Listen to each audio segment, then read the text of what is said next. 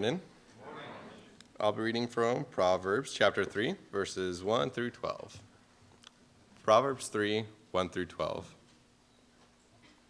My son, do not forget my teaching, but let your heart keep my commandments. For length of days and years of life and peace they will add to you. Let not steadfast love and faithfulness forsake you.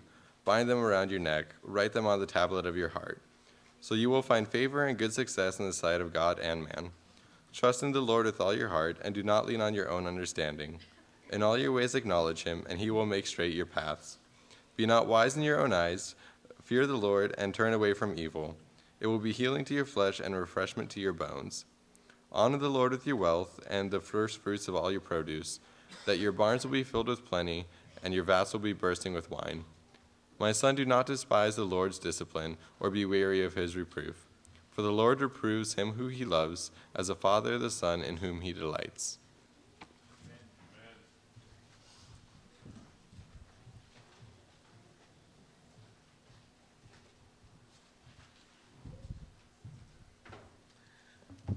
First thing this morning, I would like to say thank you. Thank you to Dave and to Steve and to all the men that were helping out this morning with service, and to all the ladies bringing food, and some of the guys that brought food, I'm sure too, downstairs, and just everyone being here this morning, because I can confidently say now, just from the last 30 minutes, that I love God more now than I did when I woke up this morning. It's been a blessing to be here, and I'm excited to be here for the rest of this afternoon.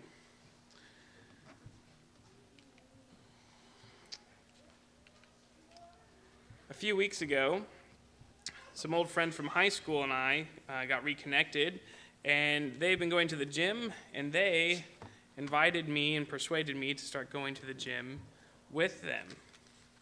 It's been a fun experience so far. The other day, though, I was with my friend David, and we were meeting up at the gym, and we were meeting up at the weight room. I walk into the weight room there just a few days ago, and there's nobody else there except for my friend David sitting up by the weights. And there was one other person, but we'll talk about them in a moment. So David and I were in the front, and we're facing those mirrors. If you've ever been to a gym, you know the whole front wall usually is a mirror. I've always wondered why those mirrors were there. Someone told me once they're there to make sure you're doing good form so you can watch yourself, make sure you're lifting properly. But I'm pretty sure that they're there just to be like, yeah, oh yeah, I've been working out for a while now, I can tell. Or they're there to be like, whew, I need to keep working out because I don't like what I see.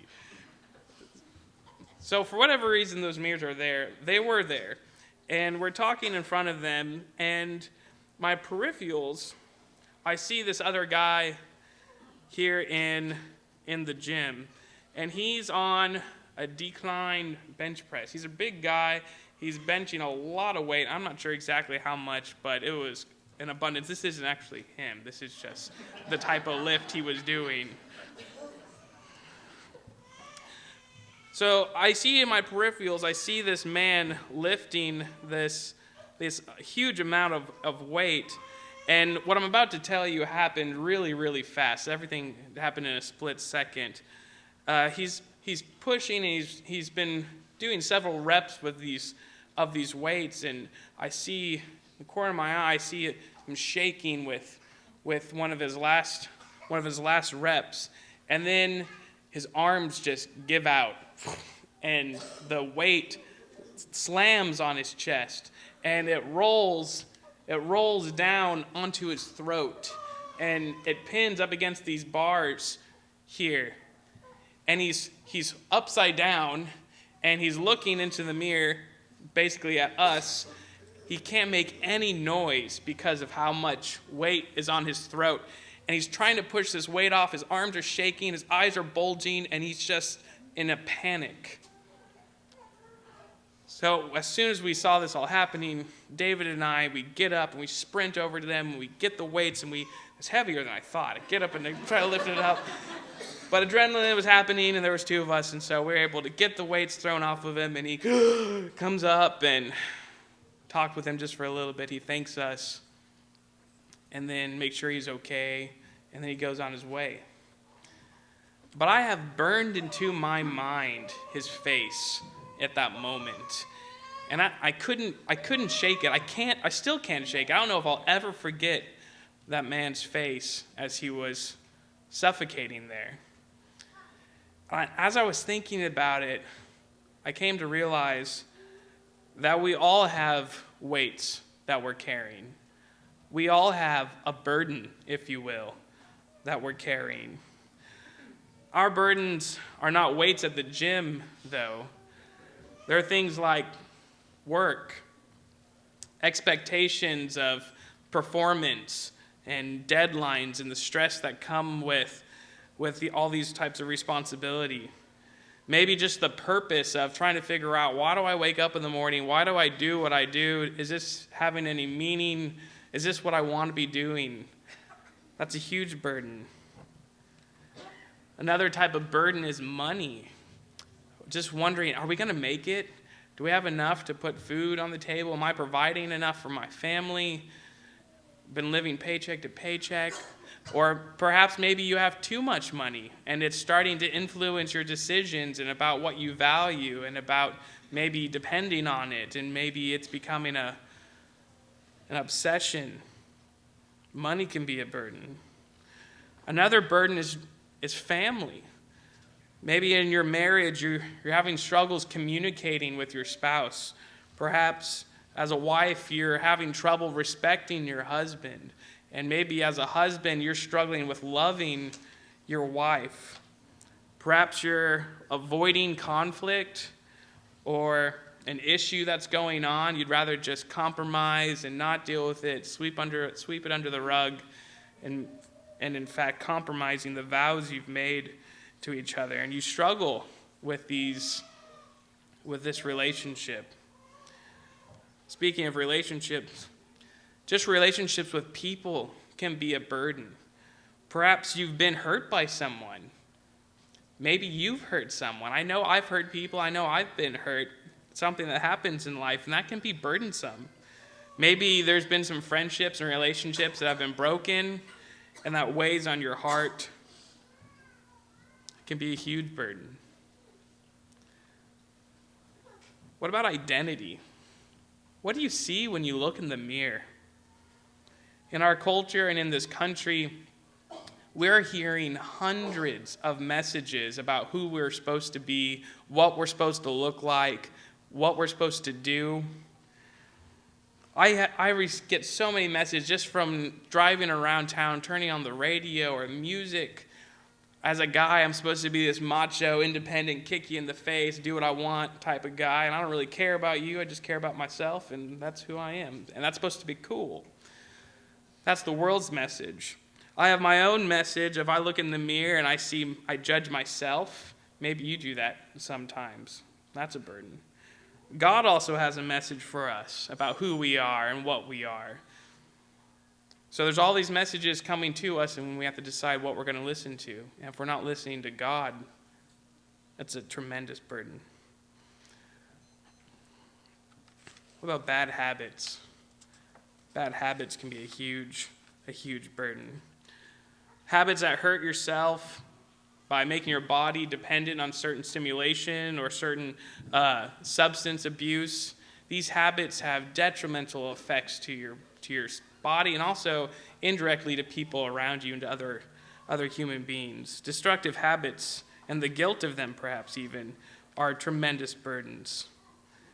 And then a really big one, of course, is just the past.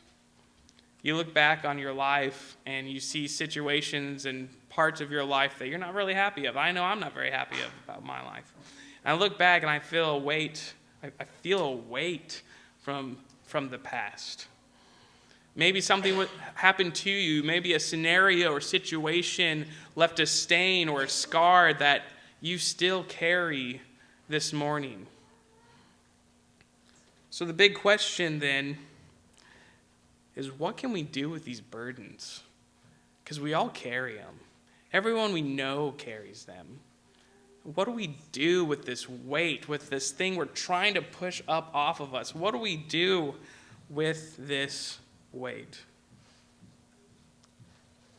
Jesus tells us in Matthew 11:28, he says, "Come to me, all who labor and are heavy laden, and I will give you rest." The first thing we do with all that weight, we go to Jesus with it. We go to Christ with that weight. We don't try to do it alone, because he tells us elsewhere in Scripture that we can't do anything without him. So we go to Jesus with that weight. You see here that he says, all who labor and are heavy laden. We all have these burdens. So Jesus is calling each one of us, every single one of us, to him. He's not partial. And he says there at the end that I will give you rest. It's a bold promise. It's not come to me and we'll see if this can work out. We'll see what we can do for you. He says, come to me and you will find rest. Amen. It's a bold promise. No one else can offer that but Christ. He continues to explain how we receive that rest. You come to him, but then what? You go to Christ, then what? He explains how this happens. The next verse, he says, take my yoke upon you and learn from me, for I am gentle and lowly in heart, and you will find rest for your souls. If you're like me, and not a very good speller, when I first hear the word yoke, I think of an egg. Take my yoke upon you. Jesus, what are you talking about? So if you don't know what a yoke is, it's pretty interesting. It's spelled differently. So if you rely on spell check like I do, it won't underline it, because yoke, Y-O-K-E, is different than Y-O-L-K, which is yoke, which is what an egg is. In the Bible, there's a yoke, which is this, very different. A yoke is a very simple but really interesting ancient farming device. It's this wooden casing or tool between these two oxen. And what a yoke would do, it would bind two oxen together. And it would literally distribute the power between the two oxen. So it would transfer power from one ox to the other so that it could accomplish its work. But it would bind them together. You couldn't split the two oxen off in two different directions. It binds them to one another. Jesus says to take my yoke upon you. He's saying, bind yourself to me. And he's not saying, I'm going to force my yoke on you. He says, take my yoke upon you. It's optional. Jesus is not forcing you to be bound to him, but he's saying, be bound to me. And then he says, learn from me. Let's talk about that for a little bit. To learn from him. I went through 12 years of school for high school, and middle school, elementary school. I couldn't just skip a bunch of grades. Well, some people do, but you usually don't see very many kindergartners graduating with their diploma. It's something that takes time. It's something that you have to learn and acquire. Jesus is saying, be bound to me and learn from me. It's not an instant comprehensive understanding. It's something that takes time. And then he also sets up who the authority is. We learn from him. We go at his pace. Jesus, Christianity, is not an insurance company. Something that you can just sign up for, put money in, and then call when there's a problem. That's not who Christ is. Christ we are yoked to, and we are learning from him. It's not, when those oxen don't really take a break from each other. I mean, while they're together, they're there. When we're yoked with Christ, we're with him all the time, and we're learning from him all the time. And that's what he desires. Jesus is wanting to teach you right now. At this very moment, he's trying to teach me. And as Christians, we're yoked to him, and we need to learn from him all the time and look to him for knowledge and understanding. So what an awesome teacher, though, because look at this. He says, my yoke is easy and my burden is light.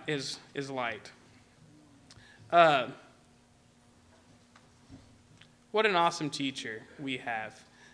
Forgot to mention it here in this last part. He says, I'm gentle and lowly in heart. His yoke is easy and his burden is light.